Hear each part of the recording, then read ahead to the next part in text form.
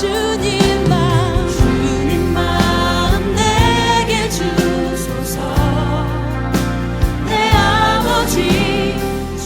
우리 인생이 선택의 연속이라는 말을 합니다. 인생이 선택의 연속이다. 그것은 사람마다 중요한 고비가 되었을 때에 그 선택과 결정을 해야 되는데, 그 선택 때문에 때로는 성공이 될 수도 있고 아니면은 실패의 후회의 선택이 되어줄 수도 있다는 뜻입니다. 그런데 인생의 선택의 과정은 살아서 태어나서부터 죽을 때까지죠. 그래서 선택은 전적으로 내 자신의 책임이 아닐 수가 없다. 그래서 어떤 책에 보니까 굉장히 재미있는 그 포인트가 있더라고요. 그게 뭐냐면 인생은 B와 D 사이의 시다. B와 D 사이의 시다. 그 뜻이 뭐냐면은 B는 버스입니다. 태어나면서 선택한 이것들이 D, 데드까지 초이스 돼야 된다.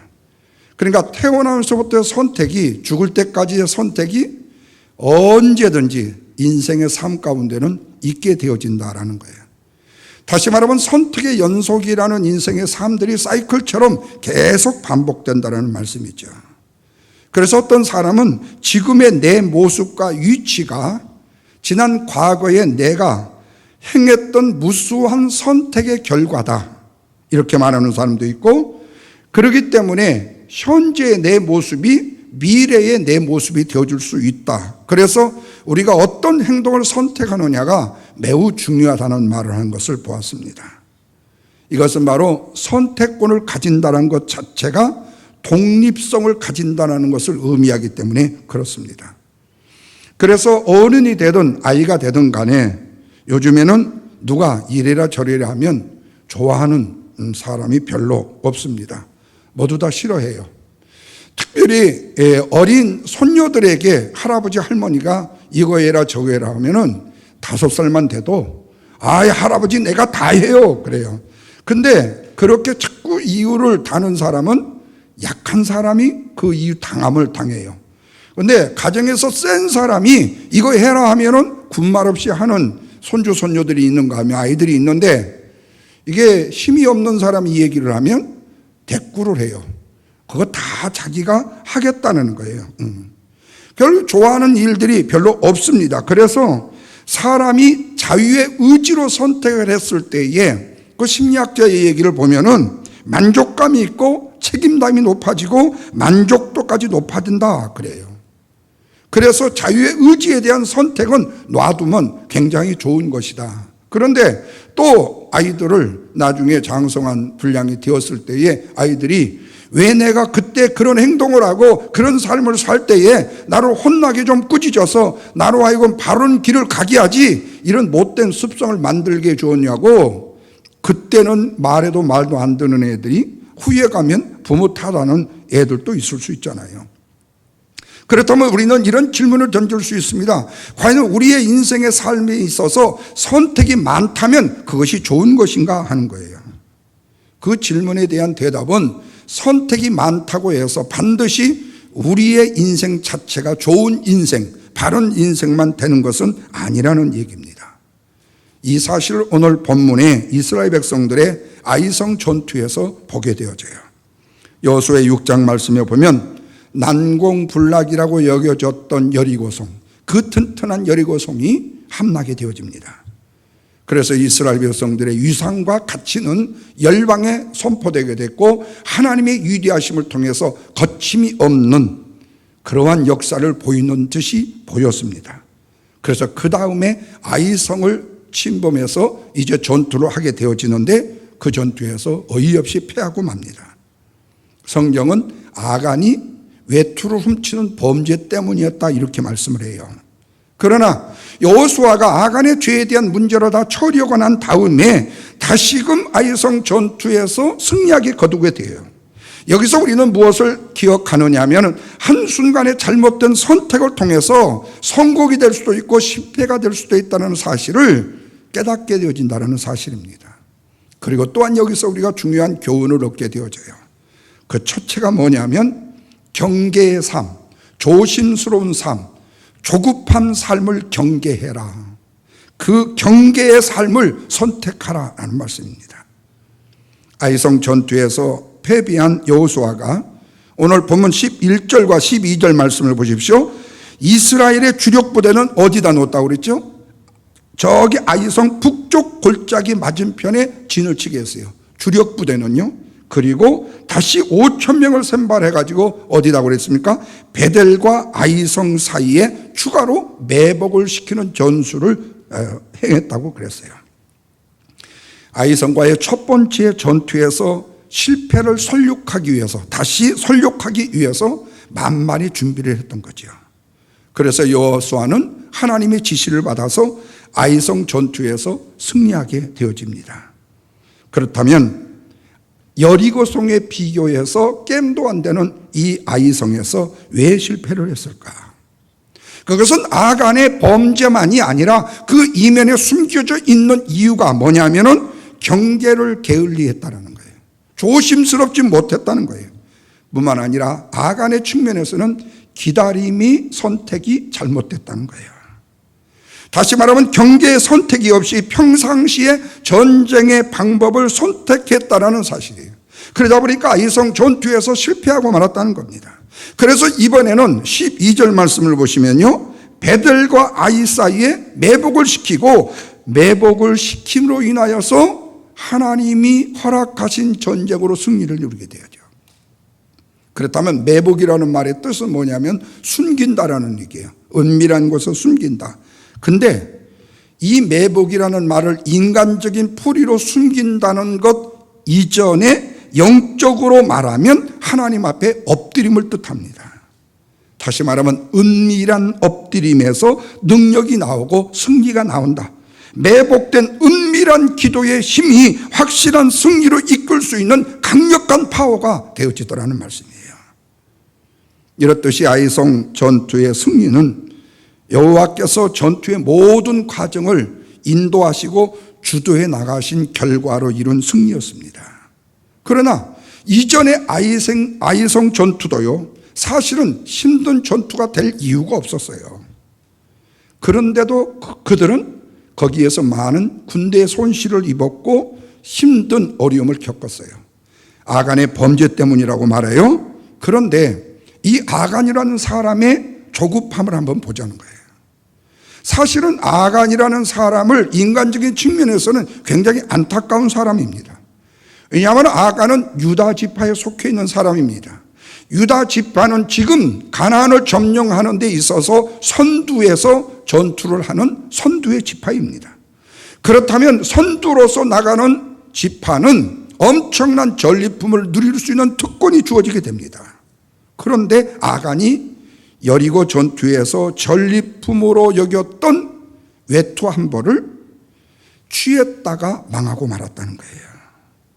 자신의 삶에 대한 경계를 잘하지 못함으로 인하여, 기다리지 못함으로 인하여 잘못된 선택이 하나님의 복을 망가뜨리는 결과를 가져왔다는 겁니다.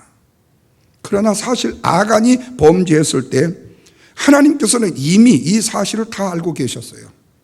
다만 여호수아에게 아간이 바로 범죄자라고 말씀만 하지 않았어요. 그런데 하나님은 그걸 깨닫게 하기 위해서 뭐를? 시간벌이를 하십니다. 시간을 끌어가셔요. 그게 뭐였죠? 제비뽑기입니다. 다시 말하면 아간에게 회개할 수 있는 선택의 기회를 주기 위해서 다른 사람을 들러리로 세워요. 다시 말하면 이등병 구하기예요. 하나님이 아간을 구하기 위한 아간 이벤트를 제비뽑기를 통해서 허락하신 거예요. 만약에 이때 아간이 이 사실을 솔직하게 고백했더라면 하나님께서 그를 그렇게 정말로 징벌을 했을까 하는 의문이 들어요. 왜? 하나님은 오래 참으시는 하나님이기 때문에. 마치 아간 같은 우리들이 구원받은 하나님의 백성이 되었다 하지만 우리가 하나님의 말씀에 불순종하여 범죄했을 때 우리를 참아주시고 우리를 인내해주시고 우리를 기다려주시는 하나님의 모습이 우리에게 보여주시지, 아간도 하나님 앞에 범죄함을 내어놓고 솔직하게 제비 뽑히기 전에 고백을 했더라면 그는 하나님의 아름다운 도움을 입었을지도 몰라요. 여기서 우리가 중요하게 깨달아야 될 것이 있습니다. 그것은 선택만이 우리를 망치는 것이 결코 아니라는 거예요. 경계의 삶을 우리가 선택하지 못했을 때에, 조급함으로 나에게 주어진 일들을 견디지 못했을 때에 우리는 망할 수 있다는 사실입니다. 아가는 조금만 참았더라면, 조금만 기다렸더라면 여리고와 아이성 전투에서의 절품을 충분하게 얻을 수 있었습니다. 그런데 그걸 기다리지 못했어요. 경계의 삶을 늦추었어요. 기다림의 삶을 갖지 못했어요. 그런데 또 한 사람의 경계에 실패한 사람을 봅니다. 누군가니? 아이성의 아이 왕입니다. 이 아이 왕이 결정적인 실수를 범하게 돼요. 자, 17절 말씀을 보시면요, 아이 왕이 성문을 열어놓고 이스라엘을 뭐 했다고 그랬어요? 추격했다고 했습니다. 끝부분에 보면요, 여러분, 성문은 고대의 전쟁이 있어서요, 전쟁의 승패가 갈릴 만치 굉장히 중요한 곳이 바로 성문이었습니다. 그래서 아무리 작은 성읍이라 할지라도 성문의 빗장을 굳게 잠그고 적군이 쳐들어왔을 때 방어를 할 수만 있다면 적군은 자칫 잘못 속수무책이 될 수도 있고 성문을 뚫기 위해서 많은 시간과 그리고 물자와 인원이 희생이 되어줄 수도 있었다는 거예요. 그런데 아이 왕은 스스로의 성문을 열어놓고 이스라엘 백성을 추격하는 데만 방심함을 보였다는 겁니다. 결국 그들의 방심 자체, 경계의 소홀함이 결국에는 패배로 끝나고 말았다는 겁니다. 거기다가 아이성 사람들이 그렇게 된 것은 또 하나의 원인이 있어요. 1차 전투에서 이스라엘을 물리쳤다는 승리의 쾌감이 승리에 도취되어 있었기 때문이라고 말할 수도 있어요. 그리고 그들은 손쉽게 이스라엘 민족을 꺾었다는 자만심이 결국 자신의 목에다가 줄을 거는 교수형에 처형되어지는 모습과 똑같아지고 말았다는 거죠. 그러나 하나님은요, 설령 실수를 선택한 사람이라 할지라도, 실패를 선택한 사람이라 할지라도 결코 포기하지 않고 그 사람이 그 실수와 실패를 만회할 수 있는 기회를 주시는 하나님, 다시 말하면 그 실패를 통해서, 실수를 통해서 성공의 기회가 되기를 원하시는 하나님이 계신다는 거죠. 실수하더라도 결코 실망과 낭만과 절망하지 않는 우리가 되기를 원한다는 거예요. 그런데 우리 인간의 모습은 그렇지 못해요. 며칠 전에 또 운동선수, 배구선수, 농구선수가 여자아이가 또 자살을 했습니다. 참 예쁘장하게 생겼고 그동안에 인기도 참 많았더라고요. 그런데 순간에 좀 부진했습니다. 그러다 보니까 사람들이 많은 댓글에 욕을 먹었어요. 그러다가 결국에는 거의 운동을 포기하다시피 했어요. 그래서 평민으로 돌아갔다도 하는데도 계속 사람들이 집요하게 거기다가 비난을 한 거예요. 결국 그걸 못 견디고 세상을 떠나고 말았습니다. 참 아까운 일이에요. 왜 젊은이들이 자기가 자존심 좀 깎였다고, 그리고 조금 힘든 일 당했다고 그렇게 쉽게 자신의 삶을 포기해버려야 되는 거예요. 자기는 죽으면 끝난다고 할지 모르지만은 그 가족들과 그 주위의 사람들의 상처는 얼마나 크겠느냐는 거예요. 그런데 우리나라의 문제는 그거예요. 대통령부터 자살을 했으니 서울시장이 자살을 하니, 존경받는 사람들이라고 하는 사람들이 자살을 하니 젊은이들에게 무슨 교훈이 되고 무슨 교과서가 되겠냐 그 말이에요. 창피스러우면 죽는다, 범죄했으면 죽는다, 죽음으로 끝나면 되느냐 이거예요. 그래서 실제로 범죄하고 죽은 사람의 죄는요, 죽어버렸으니까 산 사람 중심으로 그 죄를 다 밝혀서 까발려야 돼요. 그래야지 안 죽지요. 예. 죽으면은 공소시효요. 그냥 다 끝나버려요. 그 이상의 범죄는요, 그러면 고발하는 사람은 무슨 창피해요. 나 때문에 저 사람이 죽었다는 내 마음의 아픔 때문에 살고, 또 죄 같지도 않은 것 가지고 그랬다고 또 물고 늘어지고, 얼마나 큰 아픔이 되고 힘듦이 되냐고 말이에요. 그러니까 우리 자신의 방심이라는 것과 조급함이라는 것과 우리의 자신의 실수라는 것 자체가 오히려 우리의 자신을, 삶을 향상시켜 나가는 모습이 아니라 오히려 그 삶 자체를 실패의 너머로 우리를 만들어가고 있다는 거예요. 그러나 하나님은 절대로 우리에게 바라시는 거예요. 왜 너의 인생을 쉽게 그렇게 포기하니? 왜 그렇게 내가 준 생명을 그렇게 네 혼자 버리니? 응? 절대로 하나님은 절망과 낙심과 좌절에 빠지기를 원치 아니하신다는 거예요. 실패를 딛고 일어나는 승리의 모습을 보기를 원하신다는 거예요. 그런데 사람들은 경계라는 단어보다도요, 조급함이라는 단어를 좋아한다는 거예요. 자존심이라는, 자존감이라는 단어를 더 좋아한다는 거예요. 그러나 이런 단어들은 긍지를 갖는 그리스도인들 외에는 좋아할 단어가 아니라는 거예요. 오히려 희망과 인내와 소망의 사람들이 되기를 원하셔야 된다는 거예요. 이런 단어들이 바로 그리스도인들의 단어가 되어야 된다는 거예요. 그래서 여호수아서 8장 2절 보면요, 하나님께서는 아이성을 멸하고 그 탈취물을 이스라엘 백성 스스로 가지라고 말씀하는 것을 봐요. 이런 면에서 볼 때 가장 안타까운 사람이 누구라고요? 아간입니다. 조금만 더 기다렸으면 마음껏 전리품을 누릴 수 있었는데 순간의 경계의 느슨함 때문에 탐욕으로 훔치다가 인생을 망치게 된 거예요. 그래서 이런 말이 됩니다. 서두르면요, 이스마엘이 되어요. 그러나 좀만 기다리면 이삭이 된다라는 말씀입니다. 이렇듯이 우리의 행동이나 삶에도요, 금해야 될 때가 있고 허락해야 될 때가 있다라는 사실이에요. 이것을 잘 구별해야 된다는 거예요. 절대로 서두르거나 조급해하지 말라는 거예요. 성급해하지 말라는 거예요. 하나님은 충분히 시간을 주시고 충분한 이후의 후의 조건에 축복을 주신다는 거예요.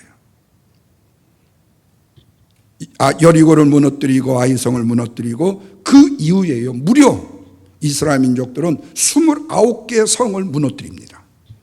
그리고 가나안에 들어가게 돼요. 가나안을 거의 차지하게 되어져요. 그렇다면 여러분, 성공의 뒤안길에 실수가 없는 사람은 없을 거예요. 이 세상에 100% 승승장구하는 사람은 없기 때문에요.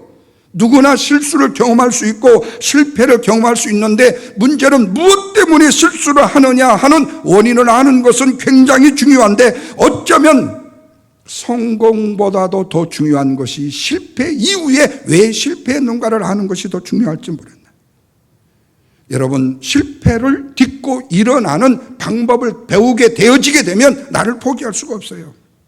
그래서 성공한 사람들의 대부분이 지금 현재의 성경보다는 그 이면에 더 많은 실수와 실패가 있었다는 것을 더 경계했기 때문에 그거를 극복하는 계기가 되어서 다시 일어날 수 있었던 거죠.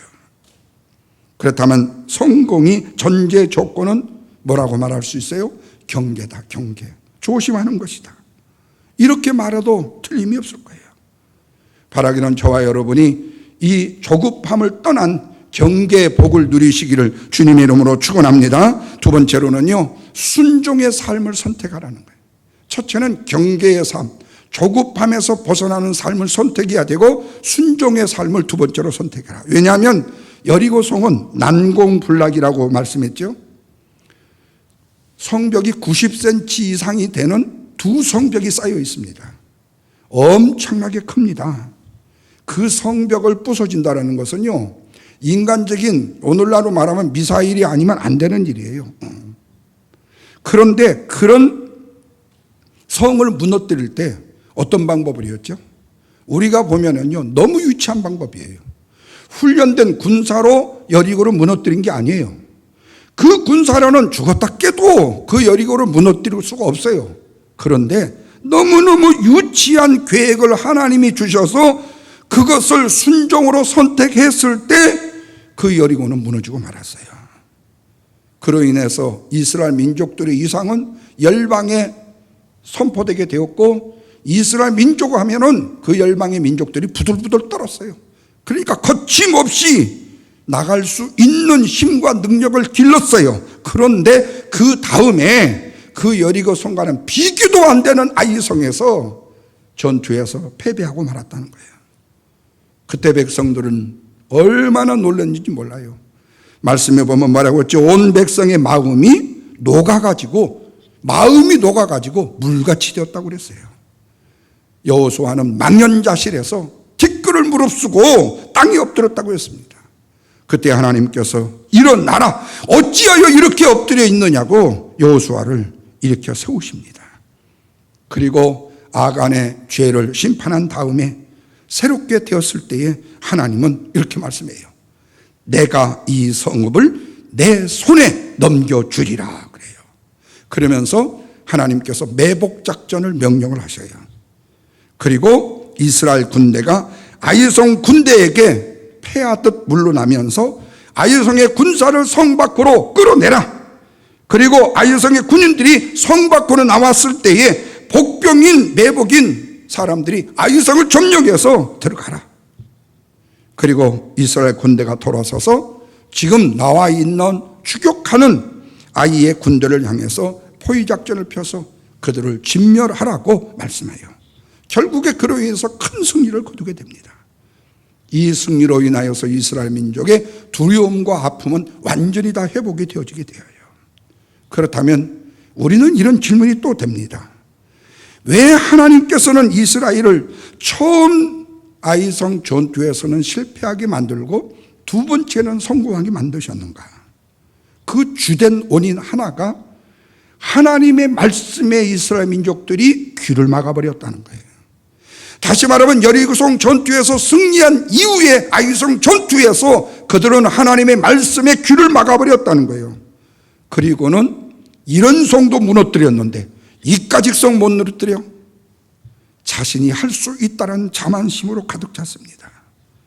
결국에 그들은 실패와 좌절을 맛볼 수밖에 없었어요. 자기들의 방법, 자기들의 힘으로요. 하나님의 말씀에 귀를 기울여 그 말씀을 막을 때에 그들은 실패하고 말았어요. 그러나 그 말씀에 귀를 열 때에 그들은 승리를 맛볼 수 있어요. 그 귀를 막음으로 말미암아서 그 안에 자기들에게 온 결과는 뭐였어요? 두려움과 좌절이었어요. 우리가 실패하라는 두려움에서 벗어날 수 있는 길도 하나님의 말씀에 귀를 여는 방법밖에 없어요. 하나님의 말씀에 내 마음의 문을 여는 길밖에 없어요. 내가 귀를 닫고 하나님의 말씀에 마음을 닫게 되어지게 되면 우리 안에서 일어나는 일은 뭐밖에 없어요? 원망과 불평밖에 없고 나 자신 스스로가 원망과 불평의 고집에 얽매이게 되어진다는 사실이에요. 그러니까 사람의 인생을 포기하는 사람들을 대부분 보면요, 자기 자신의 두려움이에요. 창피스럽게 내가 어떻게 나가? 창피스럽게 내가 어떻게 해?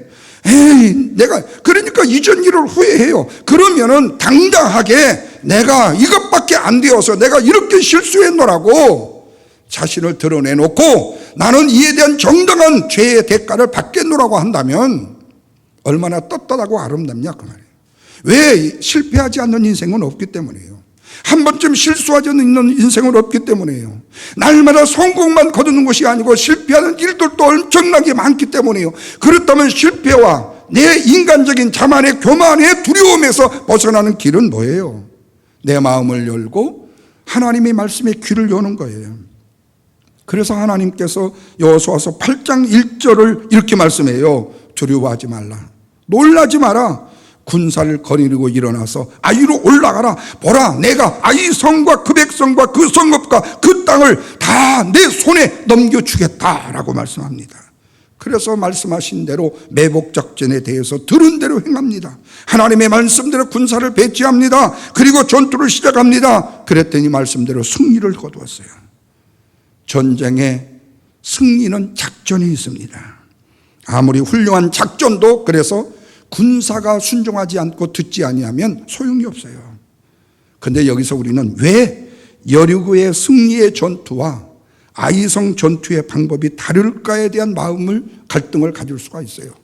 하나님은 한 가지로만 역사하시지 왜 이렇게 이랬다 저랬다 하실까? 그러나 우리가 다양성으로 보면서 이해한다면 쉬운데 다른 시각을 가질 수 있다는 거예요.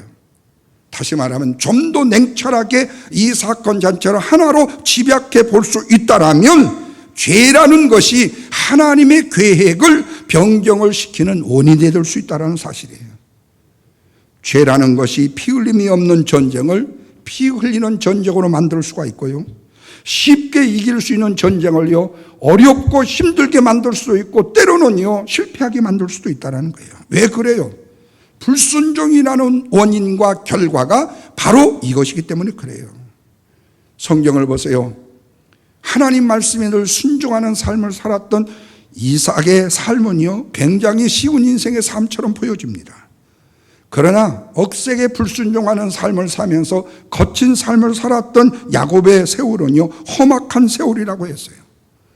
물론 야곱의 인생을 실패한 인생이라면 볼 수는 없지만, 자신이 때로 하나님의 말씀에 불순종하여 험악한 세월로 만든 적은 있었다는 거예요. 불순종으로 소모적인 삶을 만들었다는 것입니다. 그래서 하나님의 말씀에 순종하는 것이 중요하다는 거예요.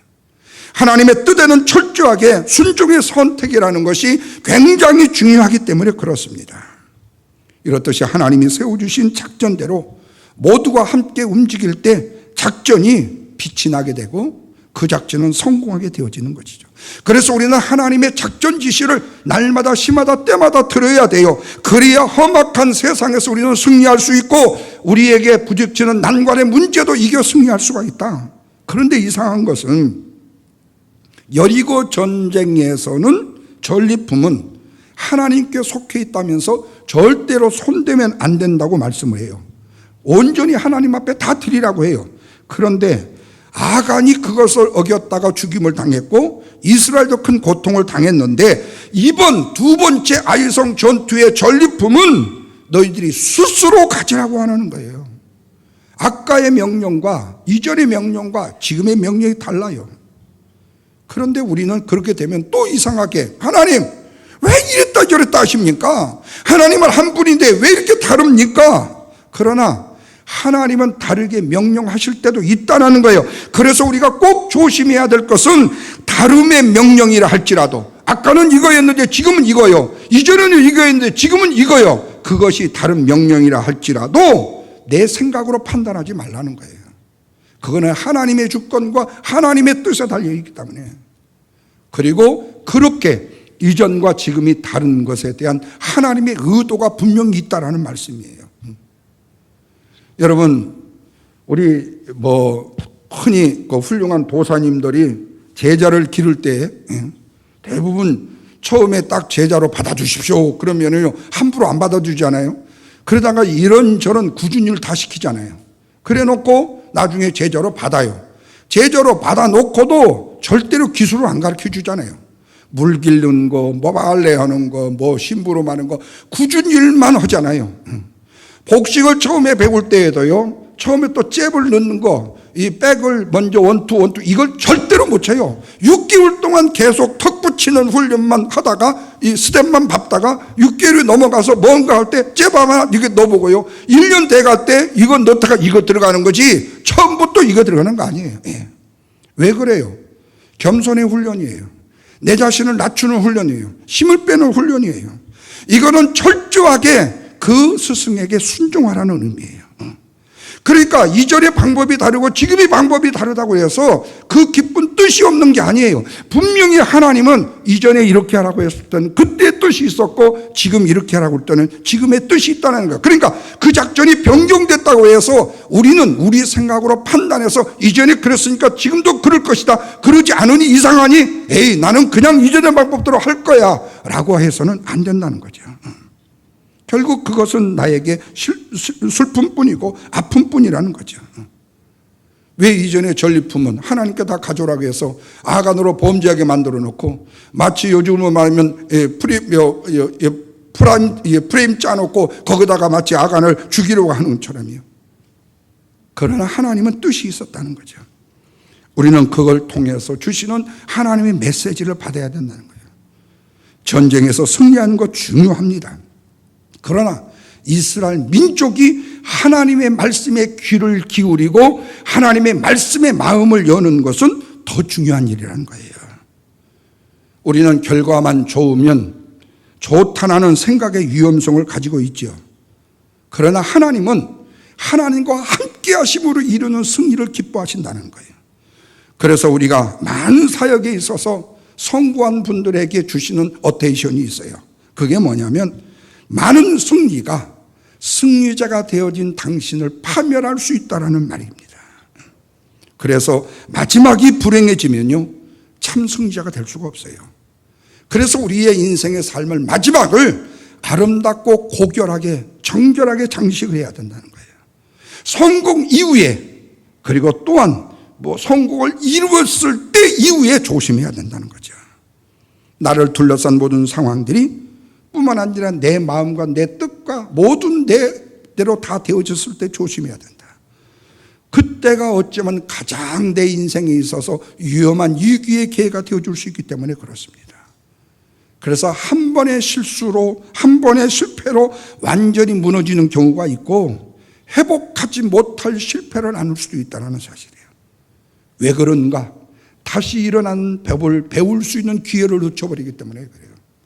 그러니까 우리가 젊어서 고생은 사서 한다라는 말의 뜻이 우리가 신앙적인 관념에서는 맞지 않지만, 왜 인생에서 사람들이, 어른들이 그런 얘기를 하느냐? 바로 실패해서 일어나는 법을 배우라는 거예요. 근데 실패해서 일어나는 법을 못 배우게 되면 이제는 끝이라는 거예요. 근데 오늘 우리의 인생의 삶이 젊어서 무너졌다고 해서 다시 일어서는 법을 배우는 것이 아니라 연세가 들어서만 배우는 것이 아니라는 거예요. 하나님이 만약 더 이상 배울 기회를 주지 않게 되면 그 인생은 젊어서도 끝나게 되는 거고, 한 번 실수로 끝나게 되는 거고, 연세가 드셨어도 실패해서 다시 일어날 수 있는 기회를 주신다면 우리는 다시 일어날 수가 있는 거죠. 그래서 하나님께서는 이스라엘이 불순종으로 첫 번째 패배는 했지만 이 패배의 과정을 통해서 다시 일어서는 법을 알려주신 것이죠. 하나님과 함께하는 전쟁을 통해서 하나님의 다양한 작전과 말씀에 귀를 기울이는 것으로, 왜? 하나님은 항상 옳고 하나님은 항상 우리가 이해하지 못했을 뿐이지 하나님의 선하신 뜻은 완전하기 때문에, 그래서 우리는 매일매일 우리에게도 주시려는 하나님의 작전의 의미와 뜻을 마음을 열고 귀를 열고 들을 수 있어야 된다. 그래서 우리는 주의 말씀을 듣고 마음으로 새길 때 최선을 다해야 된다. 그래서 아이성을 공격할 때는 모든 백성이 함께 다 나왔다고 그랬어요. 또 하나는요, 아침 일찍이 일어나라는 말씀이에요. 아침 일찍 공격한다. 그래도 참 아이러니가 오늘 말씀에도 보면은 아이성의 아이 왕도 아침에 일찍 전투를 하기는 했어요. 다 아침 일찍이라고 성공은 아니지만, 그러나 대표적으로 봤을 때에 성경상의 아침 일찍이라는 이 말은 성공과 연결이 되어져 있어요. 승리와 연결이 되어져 있어요. 요단강의 아침 일찍의 역사가 일어납니다. 여리고의 승리도 아침 일찍의 역사가 일어납니다. 모든 기적과 이적의 역사들이 아침 일찍이 일어나요. 이걸 다른 말로 말하면 새벽을 깨우는 인생의 삶을 살라는 말씀입니다. 그리하면 무조건 승리한다는 거예요. 그러나 한번 반대로 늦게 일어나 보라는 거예요. 새벽을 무시하는 인생을 한번 살아보라는 거예요. 제가 협박은 아니지만, 제가 장담은 못해요. 그러나 그 인생은 험난해질 수 있는 가능성이 얼마든지 많다는 거예요. 그래서 여러분, 새벽을 깨우는 인생 중요해요. 할 수만 있으면 저녁에 좀 일찍 자고 새벽을 깨우는 인생, 하나님과 함께 동행하는 인생. 여러분, 이것은 바로 오늘 우리의 인생을 복되게 하고 아름답게 하고 귀하게 하고 아주 소중한 인생으로 만들어갈 수 있는 복된 역사예요.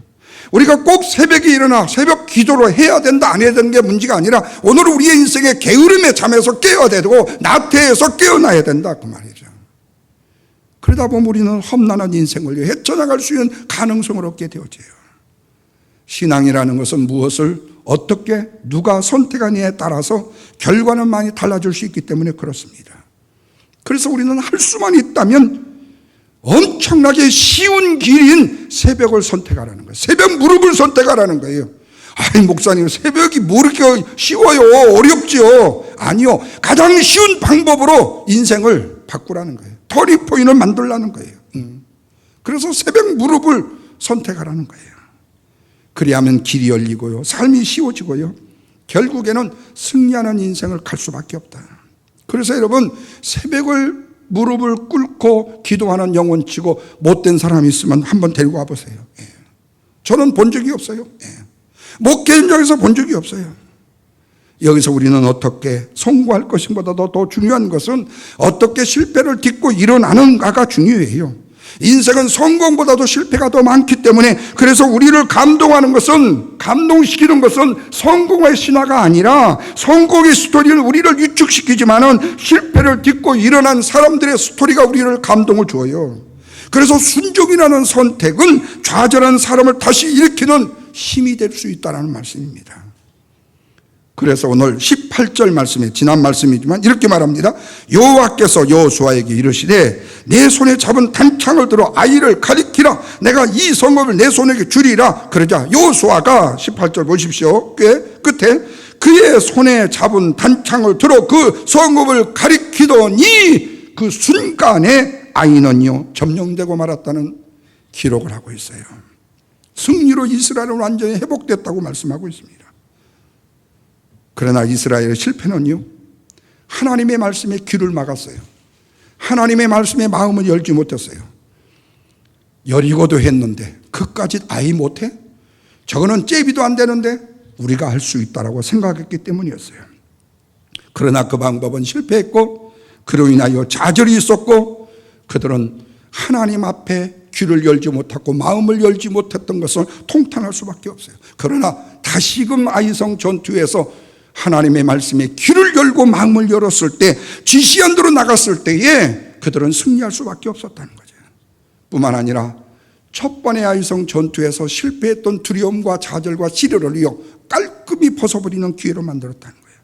그래서 하나님의 말씀에 귀를 기울이고 마음을 열 수 있는다는 것은 바로 우리가 실패해서 벗어나는 길이라는 사실입니다. 그러면 여러분, 신실하게 하나님을 섬기고 하나님의 말씀에 귀를 기울이고 믿음 중심, 말씀 중심으로 하나님 앞에 나아가는 삶, 얼마나 복되고 아름답고 귀한 삶인지 몰라요. 우리의 부모님들이, 우리의 할아버지 할머니들이 그런 믿음을 가지고 지금까지 아름답고 복된 삶을 살았다면 이제 우리 또한 그 복의 유전을 우리가 물려받되, 내가 그 어머니, 아버지, 할아버지, 할머니가 기도해 놓으신 복을 갉아먹는 자가 아니라 살아난 내 자녀를 위해서 내가 하나님 앞에 기도의 복을 쌓아놓고 하나님의 말씀에 순종의 복을 쌓아놓고 순종의 선택의 복을 쌓아놓고 내가 복을 받고 내 스라의 자녀들이 복받는 일들로, 우리는 이 믿음의 신앙의 축적이 필요하다는 거죠. 하나님의 말씀에 귀를 여는 믿음의 순종의 선택이 필요하고 하나님의 말씀에 마음을 여는 선택의 순종이 필요하다는 거죠. 그래서 우리가 아무리 큰 성공을 이루었다 할지라도 앞으로 나가기 위해서는요, 꼭 조급함을 선택할 것이 아니라, 성급함을 선택할 것이 아니라 조심스러운 경계를 선택해야 되고, 우리가 어떤 일을 하든지 하나님의 말씀에 순종하는 삶을 선택할지언정 불순종을 선택해서는 안 된다는 거예요. 더 중요한 것은 하나님의 인도하심의 선택을 무시하지 말라는 거예요. 내 생각과 내 뜻으로 하나님의 선택의 인도하심을 무시하면서 소홀히 하고 경멸하지 말라는 거예요. 바라기는 이 믿음의 아름다운 두 가지의 선택을 통해서 승리하는 저와 여러분이 되시기를 주님의 이름으로 축원합니다. 기도하겠습니다.